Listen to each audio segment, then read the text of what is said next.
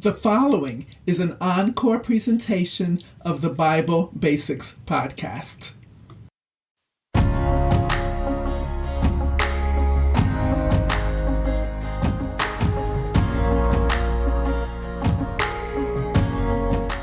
Are you curious about what we mean by Old Testament covenants?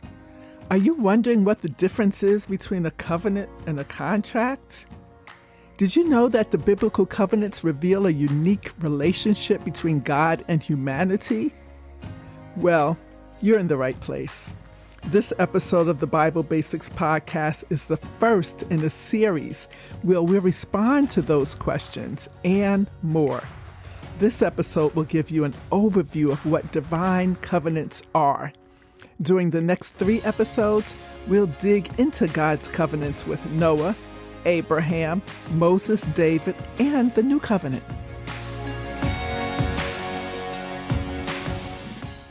Well, welcome everyone. I'm your host, Jackie Adewale, and this is the Bible Basics Podcast, where weekly we break down the Bible into understandable, bite-sized chunks.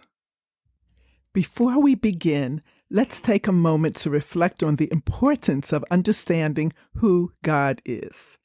Many of us find ourselves in a state of what Tony Evans calls unconscious Christianity. We lack a Christian perspective on how the world works. When trials come our way, we are caught totally off guard. We're not able to face our daily challenges with confidence and boldness. We're not prepared to wage war against the spiritual forces of wickedness. We don't know that we have a God who promises to keep us, be with us, and He will never leave us. Well, why is this relevant to our discussion on covenants? Well, friends, as we embark on this journey, you'll come to realize that we can depend on God's Word.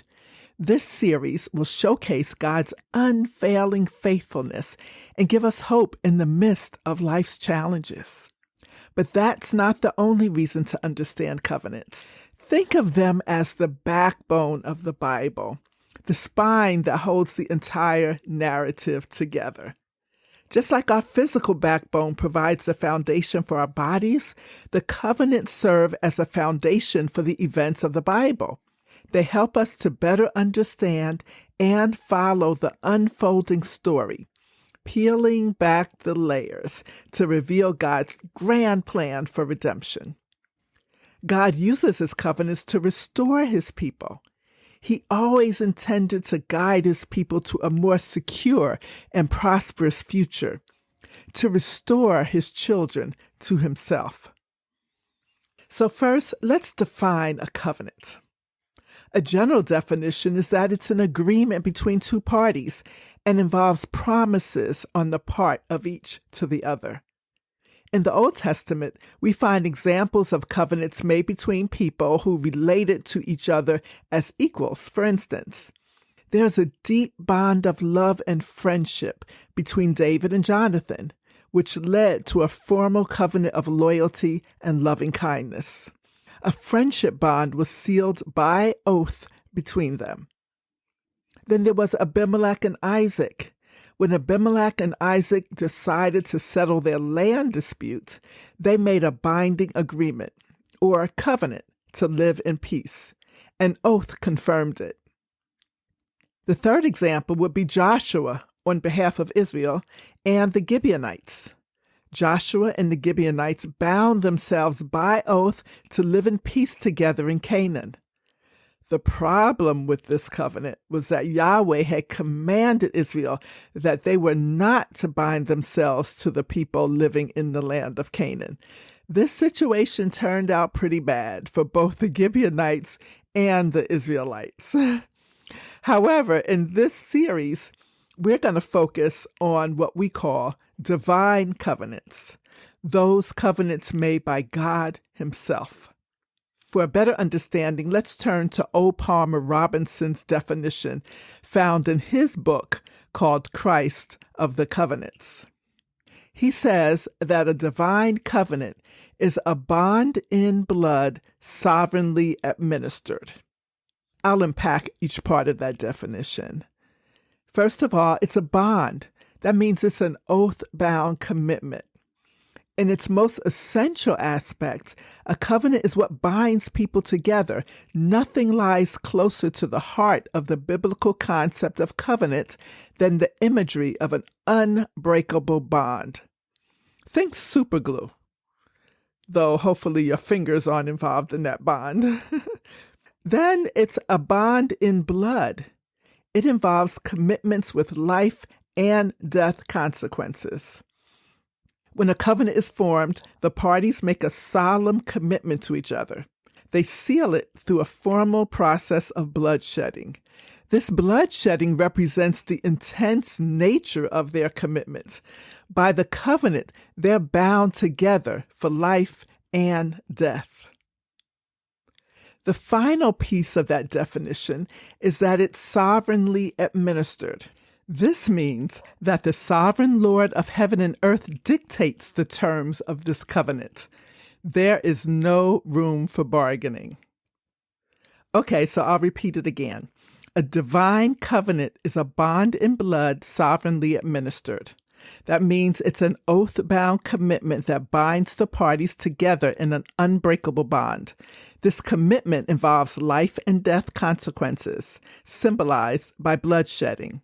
And most importantly, the sovereign Lord of heaven and earth initiates and dictates the terms of his covenant. There is no room for negotiating when God is involved. It's essential to distinguish these divine covenants from other covenants, which are basically like contracts, in that they are changeable, they're negotiated agreements, and the parties are basically on equal terms. But divine covenants are far more profound and unchangeable. They're rooted in God's faithfulness and his sovereign authority. Now we'll address another feature of divine covenants: conditions. There are two types of divine covenants: conditional and unconditional. First, let's look at the conditional covenant. This type of covenant depends on people taking specific actions in response to God's promises. God's conditions must be met by humanity in order to receive the covenant blessings. Of course, God can always be depended upon to keep his end of the bargain. The open question is whether the people will honor their side of the covenant. Out of the 5 divine covenants we're going to discuss in this series, only God's covenant with Moses is conditional. In the Mosaic covenant, God promises to bless the people if they follow his law. Then there's the unconditional covenant. In this type of covenant, God makes promises with a certain purpose, and they'll be fulfilled regardless of human actions. While there might be some human responsibilities involved, the ultimate fulfillment of these promises relies on God's power. Unconditional covenants stand out because their ultimate fulfillment is promised by God. They are not dependent on human actions. Now let's talk numbers. There are 5 explicit covenants that are crucial to understanding the events of the Bible. These covenants are made with Noah, Abraham, Moses, David, and there's the New Covenant. They guide and propel the biblical narrative, leading us to the ultimate fulfillment, Jesus himself. We'll cover each of these 5 covenants over the next few episodes. In next week's episode, we'll discuss God's covenant with Noah and Abraham. Now, why do I emphasize the significance of understanding covenants? It's because they form the essential framework that binds the entire biblical narrative together. Throughout the unfolding story of the Bible, we witness God's character as a covenant maker, covenant keeper, and covenant fulfiller. These covenants play a crucial role in revealing God's redemptive plan. Essentially, the covenants act as a foundational structure that shapes the entire story. Thank you for tuning in. If this has been beneficial to you, please share it with others. Subscribe or follow. And all of you Apple Podcast listeners, drop us a review.